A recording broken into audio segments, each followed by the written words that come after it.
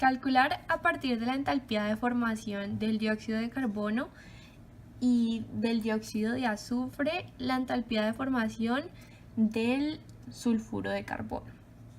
Entonces se tiene la ecuación y se debe hallar la entalpía de esta reacción. Lo primero que se debe hacer es balancear la reacción química poniendo el coeficiente 2 al frente del azufre.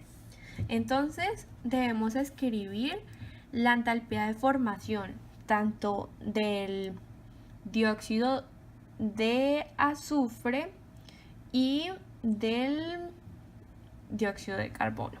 Una vez escritas las reacciones de la entalpía de formación tanto del dióxido de carbono y del dióxido de azufre, como se puede observar, el dióxido de carbono tiene una entalpía de formación como se muestra acá y el dióxido de azufre tiene esta entalpía de reacción. Por otro lado, debemos hacer la entalpía de reacción de la suma de estos dos compuestos.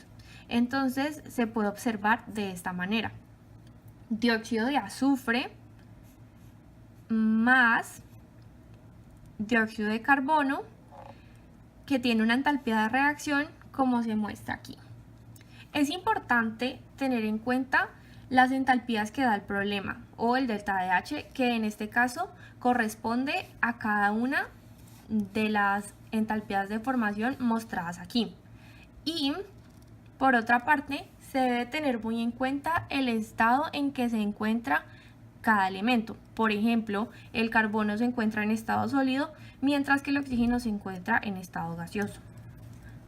Ahora, teniendo en cuenta la reacción a la cual debemos encontrar el delta de H, vamos a ir seleccionando entonces por partes. Primeramente, seleccionamos el carbono en estado sólido. Entonces vemos que el carbono en estado sólido se encuentra en esta reacción o en esta entalpía de formación. Entonces, como vemos que su coeficiente es 1 aquí, lo escribimos de la misma manera.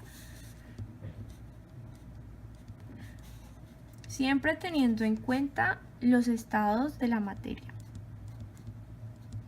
Carbono más oxígeno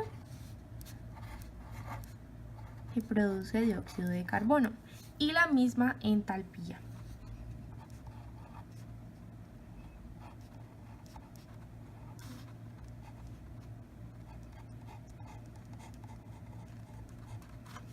A su vez seguimos con el azufre. Buscamos el azufre en las siguientes entalpías de formación y vemos que el azufre se encuentra en esta segunda, pero debemos tener en cuenta que esta tiene un coeficiente 2. Entonces lo que debemos hacer es multiplicar toda esta entalpía de formación por 2, lo que resulta 2 azufres en estado sólido más 2 oxígenos en estado gaseoso que producen 2 dióxido de azufre en estado gaseoso.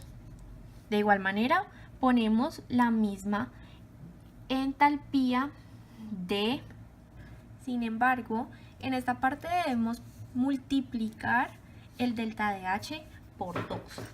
Entonces, haciendo las respectivas multiplicaciones, 296.1 por 2 dará un resultado de menos 592.2 kilojoules sobre mol.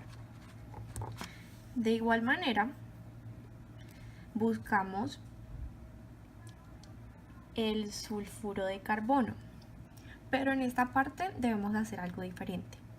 Como en este caso está en el lado opuesto, como se puede observar aquí, sulfuro de carbono y sulfuro de carbono, debemos multiplicar todo por menos 1 o cambiar el orden.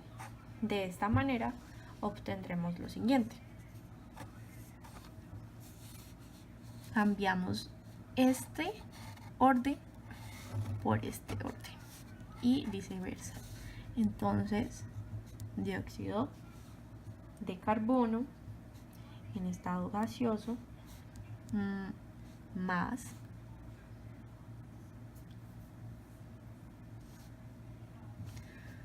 dos SO2 en estado gaseoso que producen sulfuro de carbono en estado líquido y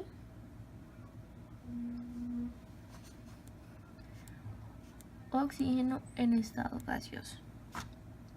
La entalpía, teniendo en cuenta que no había un coeficiente de más,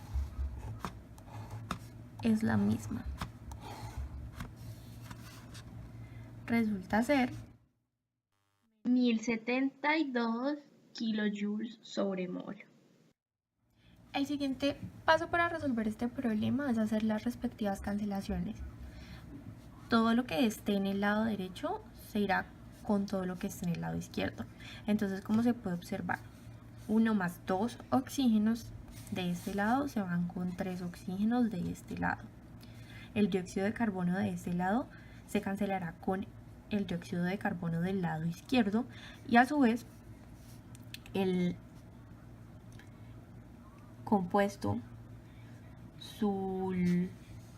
dióxido de azufre de este lado se cancelará con el dióxido de azufre de este lado.